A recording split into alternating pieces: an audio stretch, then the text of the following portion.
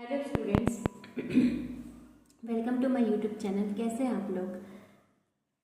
बेटा हम क्या पढ़ रहे थे? इंडक्टिव इफेक्ट पढ़ रहे थे और उसमें हमने क्या देखा था? कल एसिड की स्ट्रेंथ देखी थी। एसिडिक स्ट्रेंथ किसकी देखी? एसिड के बारे में देखी थी कि हम दो एसिड के बीच में किसकी एसिडिक स्ट्रेंथ ज़्यादा है वो कैसे निकालेंगे।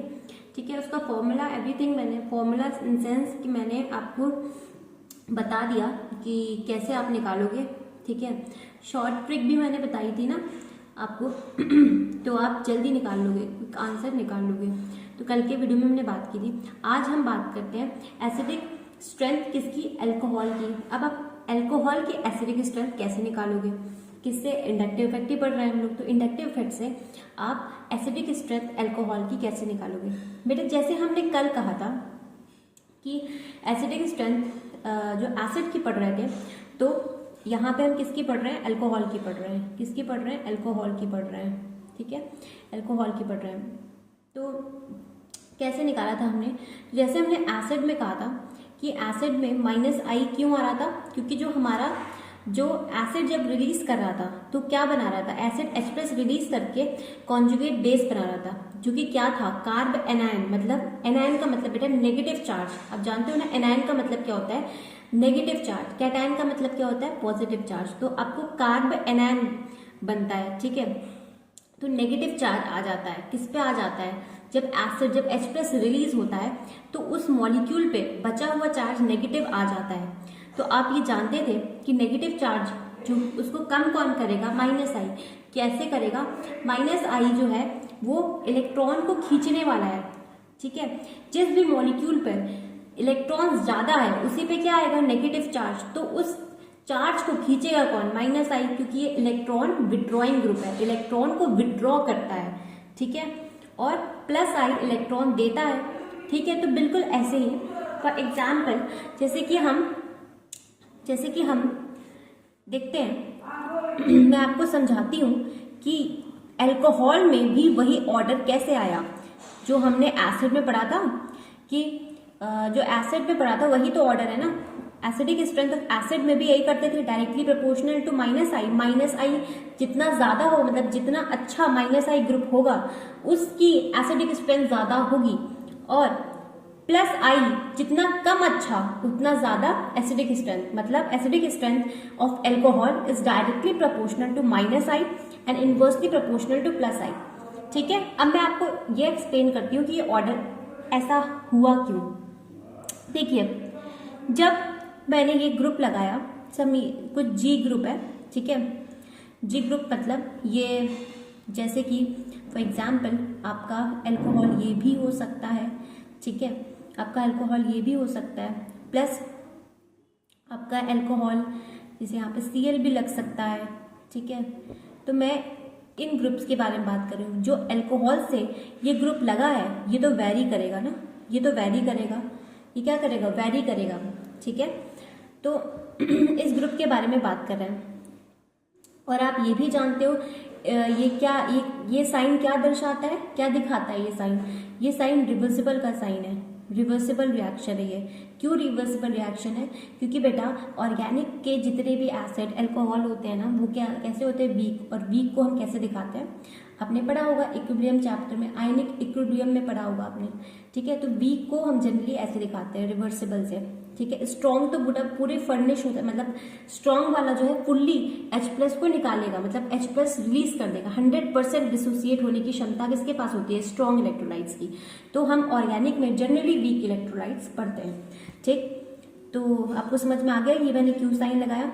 अब यहां से इसने O- रिलीज किया, +H+ रिलीज किया, क्योंकि हम बेटा क्या पढ़ रहे? Acidic strength. एसिडिक स्ट्रेंथ क्या कैसे निकालेंगे? जब वो H+ रिलीज कर पाएगा, H+ रिलीज कर पाएगा। तो इसने H+ क्या किया? रिलीज किया। तो बेटा ये क्या आया? ये O पर क्या आया? नेगेटिव चार्ज आया। नेगेटिव चार्ज मतलब ये इसका कॉन्जुगेट बेस है। अगर ये एसिड है तो क्योंकि H+ रिलीज कर रहा है तो हम क्या बोलेंगे? इसे एसिड। ठीक है, तो ये जो है ये क्या कर रहा है? अब ये इसका कॉन्जुगेट बेस कहलाएगा, इसका कॉन्जुगेट बेस कहलाएगा।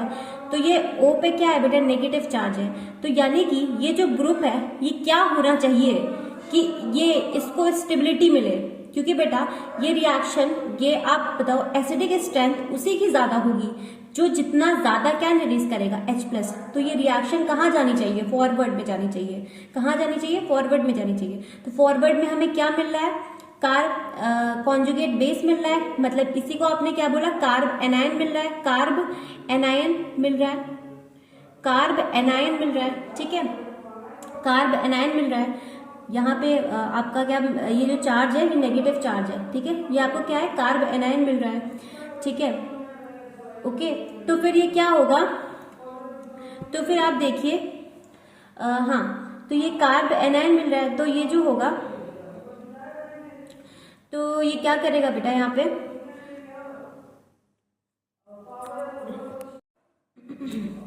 तो हम क्या देख रहे थे बेटा, यहाँ पे क्या मिल रहा है, कार्ब एनायन मिल रहा है। तो ये ग्रुप जो होगा वो, आप बताइए ये ग्रुप का नेचर क्या होना चाहिए जो ये इस मॉलिक्यूल को ये स्टेबल कर पाए, क्योंकि ये जो होगी जब H+ रिलीज होगा तो ये जो होगा बेटा ये भी बनेगा, तो ये जितना अच्छा स्टेबिलिटी गेन करेगा, रिएक्शन आगे जाएगी, मतलब उतना H+, मतलब उतना ज्यादा क्या, एसिडिक स्ट्रेंथ, ठीक है, एसिडिक स्ट्रेंथ। तो बताइए ये ग्रुप का नेचर कैसा होगा, तो ऑब्वियसली बेटा माइनस है, तो अगर मैं +I रख दूंगी तो +I कैसा होगा, ये इलेक्ट्रॉन को डोनेट करेगा, +I क्या करेगा, इलेक्ट्रॉन को डोनेट करेगा, तो इसमें क्या कर देगा, इसमें इलेक्ट्रॉन देने लगेगा। तो बेटा पहली बात, इसको कमी नहीं है, ठीक है, इलेक्ट्रॉन पहले से ज्यादा है, तो इलेक्ट्रॉन का क्या होगा बेटा, रिपल्शन होने लगेगा, क्योंकि इसको नहीं चाहिए, इलेक्ट्रॉन को इतना पसंद नहीं करता, क्योंकि खुद ही जब ज्यादा चीज अपने पास होती है तो हमें और चीज, जब ज्यादा चीज हमारे पास कोई एक चीज बहुत ज्यादा है तो हम वो चीज दोबारा तो लेना नहीं चाहेंगे ना, तो वैसे ही ये मॉलिक्यूल को और इलेक्ट्रॉन नहीं चाहिए। तो बेटा ये ग्रुप अगर +I है तो +I क्या करेगा, इलेक्ट्रॉन डोनेट करेगा, इलेक्ट्रॉन देगा, ठीक है, तो और -I है तो इलेक्ट्रॉन लेगा। तो आप जानते हो -I अगर अच्छा होगा, -I अगर होता है, ये ग्रुप -I होता है और ऊपर से -I सबसे स्ट्रॉन्गेस्ट -I है, तो ये क्या होगा बेटा, स्टेबल हो जाएगा, क्योंकि वो इसके इलेक्ट्रॉन को कम करेगा, इलेक्ट्रॉन ले लेगा, खींचेगा, तो इस पे क्या होगा, चार्ज थोड़ी कम होगी। और आपको पता है यूनिवर्स में कोई भी मॉलिक्यूल को क्या चाहिए होता है, चार्ज कम, उसकी स्टेबिलिटी क्या करता है, बढ़ाता है। तो आप समझ गए कि -I कि डायरेक्टली प्रोपोर्शनल क्यों है और इनवर्सली प्रोपोर्शनल टू +I क्यों है, ठीक है, बिल्कुल कल वाला ही रीजन है, ठीक है, लेकिन मुझे लगा कि मुझे समझाना चाहिए तो मैंने समझा दिया आपको, ठीक। अब क्वेश्चन करते हैं, क्वेश्चन से क्लियर होगा। चलिए, ये आपके स्क्रीन पे 3 मॉलिक्यूल है, this is A, this is B and this is C। अब जल्दी से बताइए कि इसमें से आप ऑर्डर बताइए स्टेबिलिटी का, कि सॉरी स्टेबिलिटी का नहीं, मतलब किसका एसिडिक स्ट्रेंथ ज्यादा है, आप किसका ऑर्डर बता रहे हैं यहाँ पे, एसिडिक स्ट्रेंथ का ऑर्डर बताइए। चलिए जल्दी से बताइए, पॉज कीजिए और ट्राई कीजिए। देखिए बेटा, चलिए देखिए, सबसे पहले हम यहाँ पे क्या लगाते हैं, इंडक्टिव इफेक्ट के लिए क्या बताया था आपको, ब्रह्मास्त्र क्या बताया था आपको बताया था DNP रूल। बेटा DNP रूल आप इंडक्टिव इफेक्ट के लिए, चाहे आप कोई भी क्वेश्चन कर रहे हो, आपको DNP रूल लगाना है, ठीक है, चाहे आप अल्कोहल का कर रहे हो, आगे हम कार्ब कैटायन, कार्ब एनायन के बारे में बात करेंगे, लेकिन आपको इंडक्टिव इफेक्ट, आपको DNP रूल के बारे में पता होना चाहिए। इंडक्टिव इफेक्ट के किसी भी क्वेश्चन में बेटा DNP रूल लगेगा, DNP, जो कि मैंने कल भी बताया था। तो लगाइए यहाँ पे DNP रूल। तो देखिए DNP, सबसे पहले distance from alcohol, distance from alcohol. तो बेटा यहाँ पे डिस्टेंस क्या है, कम, यहाँ पे डिस्टेंस ज्यादा हो गई, यहाँ पे डिस्टेंस ज्यादा हो गई, और आप इसका नेचर भी बता दीजिए। तो ये -I है, ये -I है, तो -I क्या करेगा, स्टेबिलिटी को, मतलब एसिडिक स्ट्रेंथ को बेटा बढ़ाएगा, एसिडिक स्ट्रेंथ को बेटा बढ़ाएगा। तो जितना पास होगा उतना इलेक्ट्रॉन क्या खींच पाएगा, मतलब उतना इस पे नेगेटिव चार्ज कम होगा, मतलब उसकी एसिडिक स्ट्रेंथ क्या हो जाएगी बेटा, बढ़ जाएगी। तो क्या इसका ऑर्डर होगा, A, ठीक है, यहाँ लिखती हूँ A, फिर बेटा B, फिर बेटा C। आपको समझ में आया, ठीक है। डिस्टेंस जितना कम उतना ज्यादा इसका क्या होगा, इतना ज्यादा इसका पावर लग पाएगा, क्योंकि इंडक्टिव इफेक्ट क्या होता है बेटा, डिस्टेंस डिपेंडेंट होता है, ठीक। आई होप आपको क्लियर हो। नेक्स्ट कीजिए, नेक्स्ट वाला क्वेश्चन कीजिए। चलिए जल्दी से ट्राई कीजिए, सिर्फ पॉज कीजिए, ट्राई कीजिए। चलिए यहाँ पे आपके पास 3 मॉलिक्यूल दिए हैं, ए बी एंड सी, ठीक है, ए बी एंड सी। अब बेटा सबसे पहले अब अगर मैं देखूं डिस्टेंस लगाऊं, D N P, distance then number then power, तो बेटा डिस्टेंस जो होगा, डिस्टेंस तो सारे ग्रुप की सेम है, यहाँ पे तो कोई ग्रुप ही नहीं है बेटा, यहाँ पे हाइड्रोजन है, जब कुछ नहीं है तो हाइड्रोजन है, ठीक है ना, क्योंकि कार्बन को कौन सेटिस्फाई कर रहा है, हाइड्रोजन, तो यहाँ पे हाइड्रोजन है, ठीक। तो आप सबकी OH से सबकी सारे ग्रुप की पोजीशन देखिए, तो बेटा सारे ग्रुप की पोजीशन OH से क्या है, सेम है। नंबर देखिए, तो बेटा नंबर सारे ग्रुप सारे मॉलिक्यूल में नंबर एक ही है, मतलब एक ही आपका क्या लगा हुआ है, ग्रुप लगा हुआ है, एक ही आपका क्या लगा हुआ, वेरिंग ग्रुप एक ही लगा हुआ है, ठीक है, जो कि इसमें क्या लाएगा, इम्पैक्ट लाएगा, ये वेरिंग ग्रुप है ना, ये दोनों, ये इन्हीं से तो इस मॉलिक्यूल की क्या आ रही है, एसिडिक स्ट्रेंथ, ठीक है। तो ये जो है वो एक ही है, तो नंबर भी कैंसिल हो गया, डिस्टेंस भी सेम है, नंबर भी सेम है। अब क्या लास्ट में पावर पे आते हैं, तो इसका पावर बताइए बेटा, ये आएगा प्लस आई, इसका तो कोई पावर ही नहीं होता, नो पावर, ऐसे याद रखो, क्योंकि माइनस आई में भी लास्ट में आता है और प्लस आई में भी लास्ट में आता है। अब बेटा NO2, अब NO2 का पावर बताइए, माइनस आई, सॉरी प्लस नहीं बेटा, माइनस आई, इसके लिए आपको ऑर्डर याद होना बहुत जरूरी है, तभी ये क्वेश्चन तुरंत होंगे, वरना आपको बहुत समय लगेगा आपको। पर आते हैं ये एसिडिक स्ट्रेंथ बताइए, तो माइनस आई जितना अच्छा उतना ज्यादा क्या, एसिडिक स्ट्रेंथ, तो सी होगा। फिर ए और बी में से बताइए, बी होगा तब ए होगा, ए कम क्यों है, प्लस आई है, और ये एच है, एच का तो कोई पावर ही नहीं है, ठीक है, लेकिन यहाँ पे क्या करेगा, चार्ज बढ़ तो रहा ही है ना, यहाँ पे कुछ नहीं हो रहा है, बट यहाँ पे चार्ज बढ़ रहा है, कैसे बढ़ रहा है, ये दे रहा है ना, ये इसको क्या दे रहा है, इलेक्ट्रॉन्स दे रहा है, बट यहाँ ना दे रहा है ना ले ही रहा है, तो इसलिए चार्ज क्या रहा, ऑक्सीजन पे जो जब H+ रिलीज करेगा तो O नेगेटिव बनेगा, तो O नेगेटिव क्या रहा, सेम रहा, ठीक है। बट यहाँ पे ऐसा नहीं है, यहाँ पे ये चार्ज जो है इसको दे रहा है, O नेगेटिव को चार्ज देगा, ठीक है। अब नेक्स्ट क्वेश्चन कीजिए, ओके, ये वाला कीजिए, तो ये ए है आपका, ये बी है आपका और सी है, आप ट्राई कीजिए, ठीक है। तो यहाँ पे बेटा देखिए, यहाँ पे बेटा अगर मैं आपसे पूछूं कि इसका ऑर्डर सी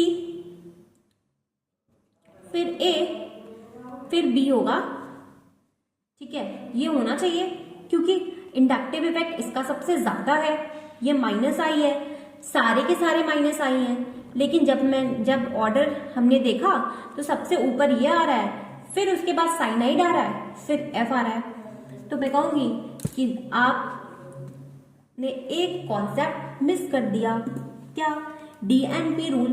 सबसे पहले डिस्टेंस देखोगे बेटा, उसके बाद आपको पावर देखना है, पावर का सॉरी बेटा नंबर देखना है, नंबर पावर नहीं, नंबर देखना है, आप पहले पावर नहीं चेक कर सकते, आप DNP रूल से जाओगे, क्या, डिस्टेंस देन नंबर तब पावर, ठीक। तो यहाँ पे क्या होगा, आप देखो डिस्टेंस तो सेम है, ठीक है, डिस्टेंस तो सेम है, मतलब इस ग्रुप की OH से डिस्टेंस, इस ग्रुप की OH से डिस्टेंस, NO2 की OH से डिस्टेंस सेम है, ठीक है, तो उस पर तो कोई सवाल नहीं है। फिर नेक्स्ट आप नंबर पे जाओगे बेटा, यहाँ पे 2 नंबर लगे हुए हैं, मतलब दो वेरिंग ग्रुप है, यहाँ पे एक ही वेरिंग ग्रुप है, यहाँ पे एक ही वेरिंग ग्रुप है, एक ही वेरिंग ग्रुप है, तो सबसे पहले क्या हो जाएगा, बी, नंबर जीत गया। फिर आइए पावर पे, इन दोनों पे आप कैसे खेलोगे, पावर से खेलोगे, तो बताओ किसका पावर ज्यादा होता है, NO2 का, तो फिर क्या आएगा, सी, फिर क्या आएगा, ए, तो ये आपका करेक्ट ऑर्डर हो जाएगा, ये आपका क्या हो जाएगा, करेक्ट ऑर्डर हो जाएगा। तो आई होप बेटा आज का लेक्चर आपको क्लियर है, एसिडिक स्ट्रेंथ ऑफ एल्कोहल कैसे आप क्वेश्चंस करोगे, मैंने 3 क्वेश्चंस बताए, आप कहोगे तो और करा लूंगी, लेकिन ऐसे ही क्वेश्चंस करने हैं, ठीक है, मैंने आपको तरीका बता दिया, क्या याद रखोगे, DNP रूल से बेटा आपके ये क्वेश्चंस हो जाएंगे, ठीक है। इस क्वेश्चन में गड़बड़ भी होती है, देखिए जैसे मैंने आपको करके दिखाया, ये गड़बड़ होती है, ठीक है, लेकिन जब आपके पास DNP रूल है ना, तो उससे आप गड़बड़ नहीं करोगे, ठीक है। तो DNP रूल होना मतलब याद होना सही है। यहाँ पे मैंने आपको डायरेक्ट फॉर्मूला दे दिया कि आप अल्कोहल जब एग्जाम में क्वेश्चन करोगे तुरंत करने के लिए आपको ये करना है, माइनस आई फिर इनवर्स इक्वेशन टू प्लस आई। लेकिन अगर किसी को पता मतलब किसी को वो है कि कैसे होगा, तो वो मैंने आपको एक्सप्लेन भी कर दिया है, ठीक है, ओके। और आज का लेक्चर आपको अच्छा लगा, अगर अच्छा लगा तो प्लीज़ लाइक कीजिए, सब्सक्राइब कीजिए, और प्लीज़ आप अगर आप समझ में नहीं भी आता है तो प्लीज़ कमेंट कीजिए, मैं वो टॉपिक फिर से देखूंगी। ठीक है, ओके। और ऐसे ही पढ़ते रहिए। चलिए बाय बाय।